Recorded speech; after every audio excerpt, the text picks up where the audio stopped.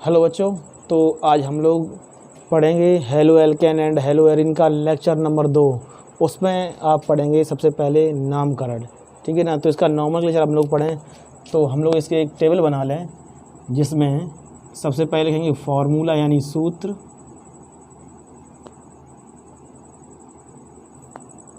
उसके बाद पढ़ेंगे ट्राइवियल नेम मतलब साधारण नाम, ट्राइवियल नेम, और उसके बाद पढ़ेंगे इसमें IUPAC नेम, IUPAC नेम। तो लिखो सूत्र इसमें लिख रहे हैं हम CH3Cl CH3CH2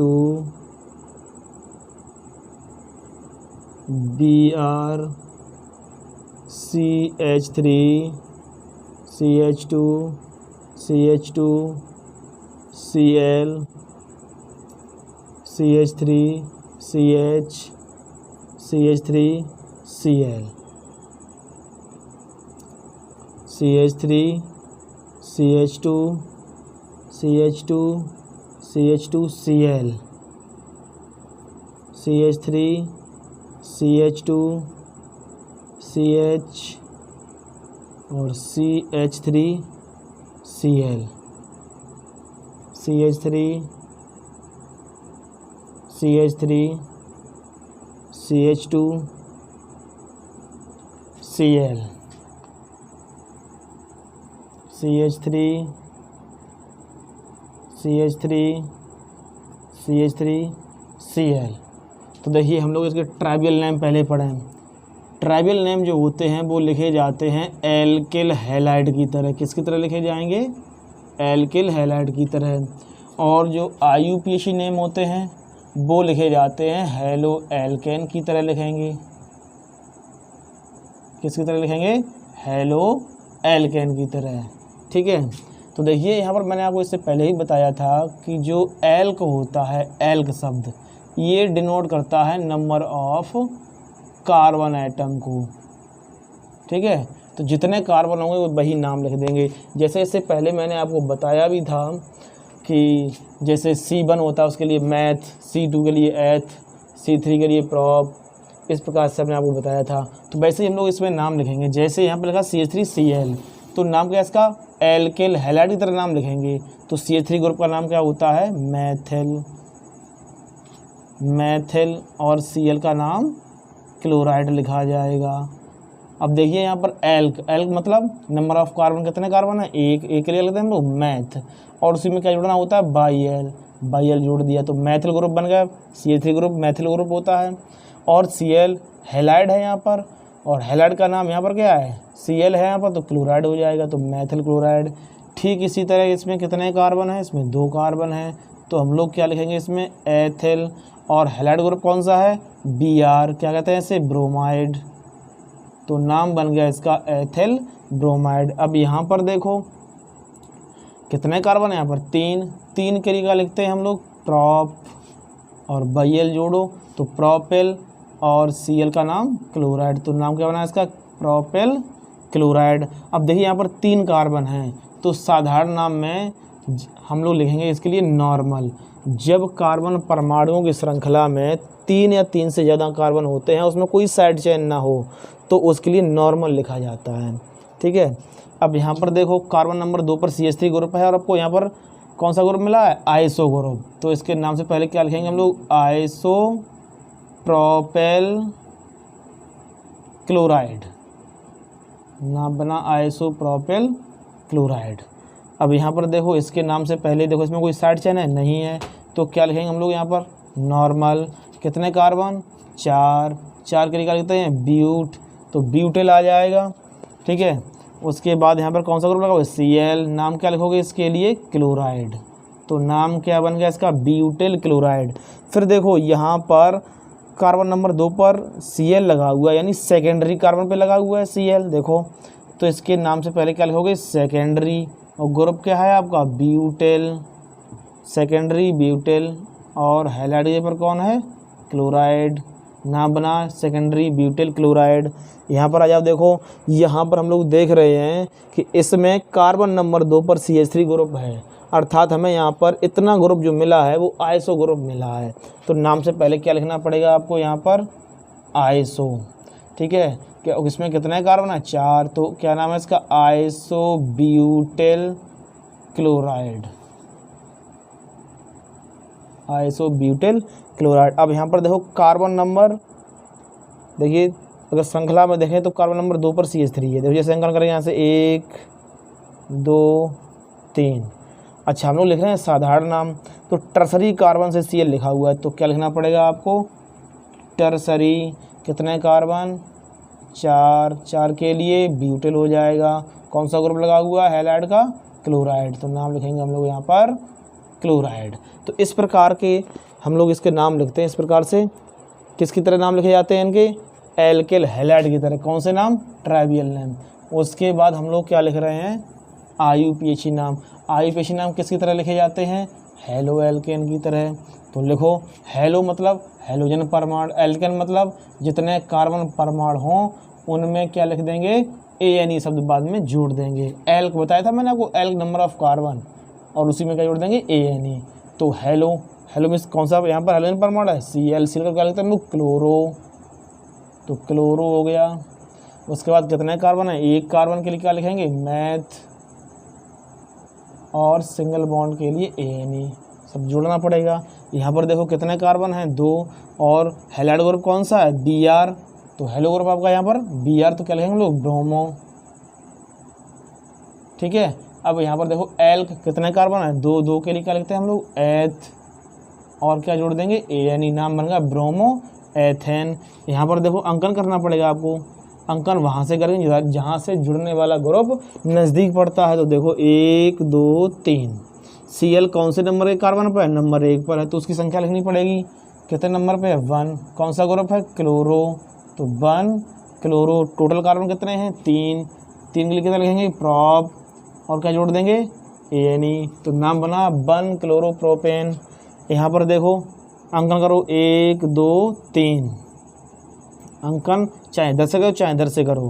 कार्बन नंबर 2 पर Cl ग्रुप आ रहा है, तो देखिए यहाँ पर कौन सा ग्रुप है, Cl, कितने नंबर पे, कार्बन नंबर 2 पर, तो क्या बन जाएगा, 2 क्लोरो।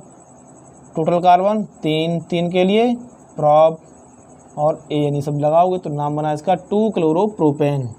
फिर देखो यहाँ पर इसका नाम 1 2 3 4 अंकन किया आपने, तो कार्बन नंबर 1 पर कौन है, Cl ग्रुप है, तो 1 क्लोरो। ठीक है, टोटल कार्बन है 4, 4 के लिए क्या लिखते हैं हम लोग, ब्यूट, और सिंगल बॉन्ड के लिए ANE, तो नाम बना 1 क्लोरो ब्यूटेन।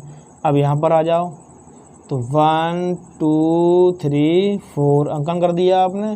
तो Cl कौन से नंबर के कार्बन पर है, नंबर 2 पर है, तो क्या होगा यहाँ पर, 2 क्लोरो, और 4 कार्बन के लिए ब्यूट, सभी में सिंगल बॉन्ड ANE लगा देंगे, तो 2 क्लोरो ब्यूटेन हो गया। अब यहाँ पर अगले वाले सूत्र पे आएँ, तो अंकन करेंगे हम लोग 1 2 3। देखो यहाँ पर नंबर 1 पर Cl है और नंबर 2 पर कौन है, CH3 ग्रुप है।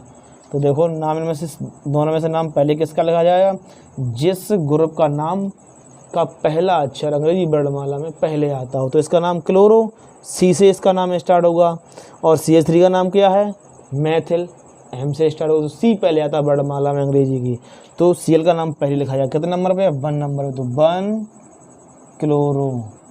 फिर CH3 कितने नंबर पे है, 2 नंबर पे, तो क्या लगाओगे यहाँ पर, 2 मैथिल। अब श्रृंखला में कितने कार्बन है, 3, 3 के लिए क्या लिखोगे, प्रॉप,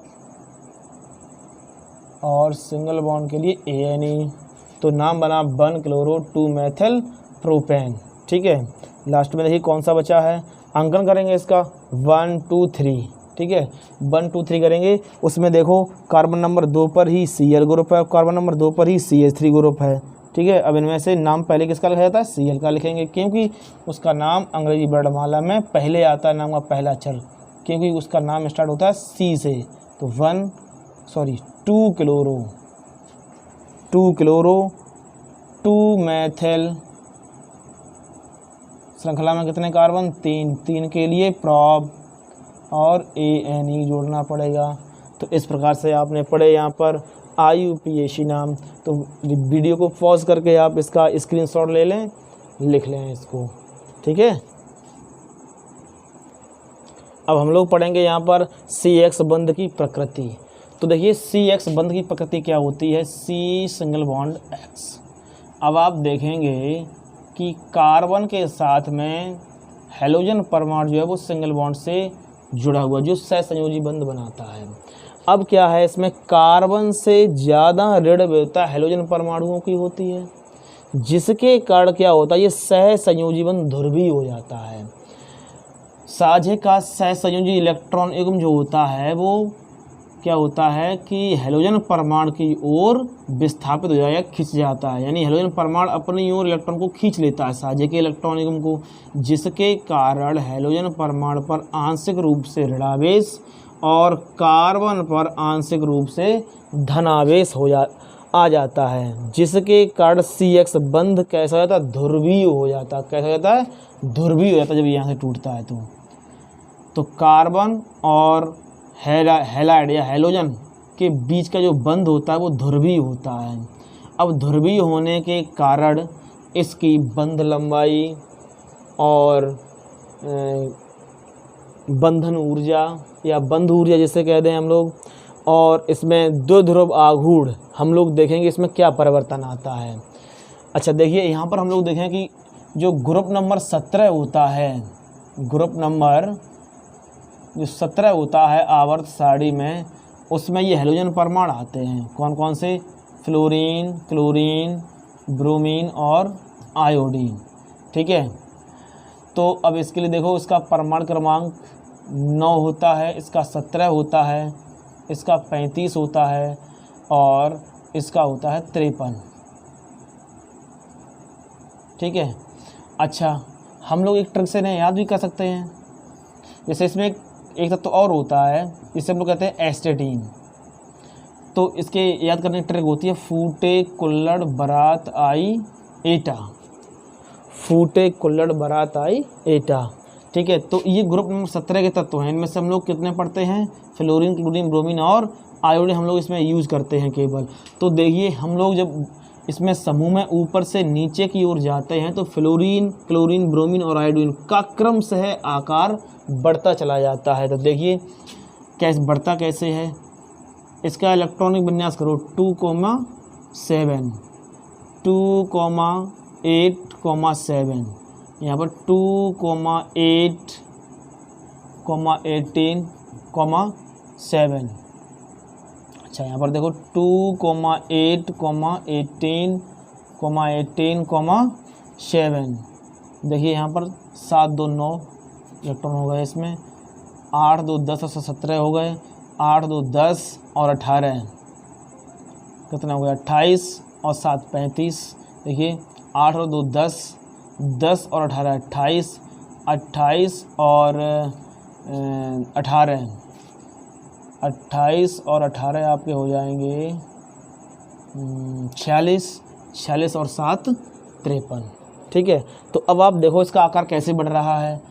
देखो इसमें कितने कोष हैं, फ्लोरीन के 2 कोष हैं। देखो इसे ये नाभिक बना दिया हमने, और ये पहला कोष और ये दूसरा कोष। क्लोरीन के लिए देखिए ये नाभिक, पहला कोष, दूसरा कोष और तीसरा कोष, ठीक है। ब्रोमीन के लिए, ब्रोमीन कितने हैं, 4 कोष हैं, ठीक है। यानी इसके सेल कितने हैं, 4 सेल हैं, इसमें कोष 4 हैं। तो पहला कोष, दूसरा कोष, तीसरा कोष और चौथा कोष। तो इसका आकार बढ़ गया। इससे ज़्यादा आकार किसका होगा, आयोडीन। इसमें कितने कोष होंगे, 5 कोष होंगे, ठीक है ना। तो हम लोग क्या कह रहे थे अभी, हम लोग पढ़ाए हम लोगों ने यहाँ पर कि ग्रुप नंबर 17 में यानी फ्लोरीन से आयोडीन तक जाने में क्या होता है, उनका परमाणु का आकार क्रम से है बढ़ता चला जाता है, ठीक है। और इनकी जो विद्युत ऋणात्मकता होती है ग्रुप में ऊपर से नीचे की ओर जाने पर घटती है, ठीक है। और इनकी जो इलेक्ट्रॉन बंधुता होती है वो ग्रुप, परंतु क्या होता है कि इसमें जब हम लोग ऊपर से नीचे की ओर जाएंगे तो क्लोरीन की में नीचे की ओर जब जाते हैं तो इलेक्ट्रॉन बंधुता क्रमशः घटती जाती है, ठीक है। परंतु इसमें क्या होता है कि अपवाद स्वरूप फ्लोरीन से ज़्यादा इलेक्ट्रॉन बंधुता होती है क्लोरीन की, ठीक है। ये ध्यान रखना, इसलिए हमने बता दिया आपको कि अभी यहाँ पे यूज़ करेंगे हम लोग। तो सबसे पहले हम लोग देखेंगे CX बंध में लंबाई कैसे देखेंगे हम लोग। जैसे हमने यहाँ पर ले लिया CF CCl, यहाँ पर कोई एल्किल ग्रुप लगा हुआ है मान लीजिए, ठीक है। इसी प्रकार से CVr और C, चलो यहाँ पर CH3 कर लो तुम, कोई समान एल्किल ग्रुप लगा दिया, CH3 और CH3 और I, CX बंध है ये यहाँ पर। तो हम लोग देखेंगे कि जब हम लोग फ्लोरीन से आयोडीन तक गए थे तो हम लोगों ने देखा था परमाणु का आकार बढ़ गया था। तो यहाँ पर जो CX बंध में आती है बंध लंबाई, क्या आती है, बंध लंबाई, ठीक है ना, किसकी, CX बंध लंबाई। क्या होती है CX बंध लंबाई, जब हम लोग देखते हैं फ्लोरीन का आकार छोटा होता है, ठीक है ना, तो क्या होगा, CH3F का जो आकार छोटा होता है परमाणु आकार, तो उसकी बंध लंबाई भी कम होती है, ठीक है। इससे बड़ा आकार किसका होता है, क्लोरीन का, तो क्या होता है, तो CH3Cl, थोड़ा सा बंध लंबाई इसकी बढ़ जाएगी। फिर उससे बड़ा आकार किसका होता है, ब्रोमीन का, ठीक है। तो ब्रोमीन का आकार बड़ा होता है तो उसकी बंध लंबाई भी क्लोरीन से थोड़ी ज़्यादा हो जाएगी। और इनसे भी ज़्यादा आकार बड़ा किसका होता है, ब्रोमीन से ज़्यादा किसका होता है, आयोडीन का, तो आयोडीन की बंध लंबाई ज़्यादा हो जाएगी, तो CH3I। तो आप देख रहे हैं यहाँ पर बंध लंबाई का क्रम। तो जिसमें एल्किल ग्रुप में क्या जुड़ा होगा, समान एल्किल ग्रुप की बात करें तो क्या जुड़ा होगा उसमें, फ्लोरीन, तो उसकी बंध लंबाई थोड़ी कम होगी, ठीक है। उससे ज़्यादा बंध लंबाई किसकी होगी, क्लोरीन की। उससे ज़्यादा बंध लंबाई किसकी होगी, ब्रोमीन की। उससे ज़्यादा बंध लंबाई किसकी, आयोडीन की, ठीक है। इस प्रकार से बंध लंबाई का क्रम ये बढ़ता है जाके, ठीक है। अच्छा, इसके बाद यदि हम लोग देखना चाहें इसमें तो बंध ऊर्जा, CX बंध ऊर्जा, ठीक है। तो CX बंध ऊर्जा में देखिए हमने आपको सबसे पहले बताया था कि जो बंध ऊर्जा होती है किसी भी बंध की जो बंध ऊर्जा होती है वो व्युत्क्रमानुपाती होती है बंध लंबाई के, किसके, बंध लंबाई के, ठीक है ना। जब किसी यौगिक में किसी बंध की लंबाई जितनी ज़्यादा होगी उसकी बंध ऊर्जा उतनी ही कम होगी, ठीक है। मतलब एक दूसरे जस्ट विपरीत होते हैं। यदि बंध ऊर्जा बढ़ेगी तो बंध लंबाई घटेगी, यानी बंध लंबाई कम होगी तो बंध ऊर्जा बढ़ेगी। तो इसमें देखो बंध लंबाई कम है तो बंध ऊर्जा ज़्यादा होगी, ठीक, जस्ट उल्टा हो जाएगा। आप देखो इसकी थोड़ी सी ज़्यादा बंध लंबाई है तो बंध लंबाई यदि ज़्यादा है तो बंध ऊर्जा कम होगी, ठीक है। तो देखो यहाँ पर इसका जो बंध है वो स्ट्रॉन्ग होता है, यानी बंध जितना छोटा होगा, बंध लंबाई जितनी कम होगी, उसकी बंध ऊर्जा उतनी ही ज़्यादा होगी, ठीक है। तो इसका क्रम हम लिख के बता दें आपको। CX बंध में जो CI, ठीक है ना, सबसे ज़्यादा होगी बंध लंबाई, सॉरी बंध ऊर्जा इसकी, क्योंकि बंध लंबाई सबसे ज़्यादा है तो बंध ऊर्जा सबसे कम हो गई, ठीक है ना। उसके बाद देखेंगे किसकी आएगी, CVr की, ठीक है। चलो हमें क्रम बना दे रहे हैं, इनका घटता हुआ क्रम बना रहे हैं, ठीक है। तो सबसे ज़्यादा जो बंध ऊर्जा किसकी होगी, CH3F की। उससे कम किसकी होगी, CH3Cl की। उससे कम बंध ऊर्जा किसकी होगी, CH3Vr की। उससे कम बंध ऊर्जा किसकी होगी, CH3I की, ठीक है ना। क्योंकि इसमें आप देख रहे हैं कि बंध लंबाई सबसे ज़्यादा CH3I की है तो उसकी बंध ऊर्जा सबसे कम होगी। तो ये घटता हुआ क्रम बता दिए मैंने आपको, ठीक है ना। हैलोजन परमाणु में जब हम लोग क्या नाम ग्रुप में 17 में ऊपर से नीचे की ओर जाएंगे तो उनका आकार बढ़ता चला जाता है। जब आकार बढ़ेगा तो बंध लंबाई बढ़ेगी, जब बंध लंबाई बढ़ेगी तो उसकी बंध ऊर्जा उतनी ही कम होती जाएगी, क्रम से घटती चली जाएगी। ठीक है, इसके बाद हम लोग ये सूत्र जरूर लिख लेना। ठीक है, इसके बाद हम लोग पढ़ेंगे इसका द्विध्रुव आघूर्ण CX बंध का, इधर पढ़ाएं आपको CX बंध का, ये मिटा दें, CX बंध का द्विध्रुव आघूर्ण। तो देखिए द्विध्रुव आघूर्ण कैसा होगा इसका। देखिए इसमें क्या होता है, जो द्विध्रुव आघूर्ण होता है मतलब ध्रुवीय क्षमता, द्विध्रुव आघूर्ण कहलाता है। ठीक है ना, जितना CX बंध ध्रुवीय होगा उसकी द्विध्रुव आघूर्ण उतना ही अधिक होगा। ठीक है, तो देखो द्विध्रुव आघूर्ण की हम लोग बात करें कि द्विध्रुव आघूर्ण फ्लोरीन से क्लोरीन तक एल्केलाइन CX बंध में जाने पर क्या हुआ, द्विध्रुव आघूर्ण क्रमशः घटता चला जाएगा। ठीक है, तो देखिए घटता चला जाएगा। तो अब देखो यहाँ पर बात करेंगे हम लोग, अभी बताया था मैंने आपको इलेक्ट्रॉन बंधुता। इलेक्ट्रॉन बंधुता जो होती है वो समूह में नीचे की ओर जाने पर घटती है। तब यहाँ पर एक अपवाद था, बताया था कि अपवाद स्वरूप फ्लोरीन से ज़्यादा इलेक्ट्रॉन बंधुता किसको होती है, क्लोरीन। तो इसका क्रम बता दें आपको, क्लोरीन उससे कम फ्लोरीन। ठीक है ना, क्लोरीन ज़्यादा हो गई, फिर इससे कम किसकी है, फ्लोरीन। वैसे कायदे के अनुसार इसकी कम होनी चाहिए, इसकी ज़्यादा होनी चाहिए थी, लेकिन अपवाद स्वरूप Cl की ज़्यादा होती है और फ्लोरीन की कम होती है। ठीक है ना, तो क्लोरीन ज़्यादा हो गई, सबसे ज़्यादा क्लोरीन की, उससे कम फ्लोरीन की, फिर किसकी आएगी, ब्रोमीन की, फिर किसकी आएगी, आयोडीन की। ठीक है ना, तो सबसे ज़्यादा क्लोरीन की होती है इलेक्ट्रॉन बंधुता, और इलेक्ट्रॉन बंधुता का ही इस पर प्रभाव पड़ता है। ठीक है, द्विध्रुव आघूर्ण पर। तो देखिए इसका द्विध्रुव आघूर्ण कैसा होगा, CX बंध की हम लोग बात करें, जैसे हम लोगों ने एक तत्व ले लिया, सॉरी एक ले लिया हमने, कौन सा, CH3 ग्रुप ले लिया और F। ठीक है ना, तो इससे जब हमें कायदे के अनुसार इसकी सबसे ज़्यादा क्या होनी चाहिए थी, द्विध्रुव आघूर्ण होना चाहिए था, लेकिन नहीं होता है। क्यों, क्योंकि इलेक्ट्रॉन बंधुता किसकी ज़्यादा होती है, क्लोरीन की। तो सबसे ज़्यादा किसका होता है द्विध्रुव आघूर्ण, CH3Cl।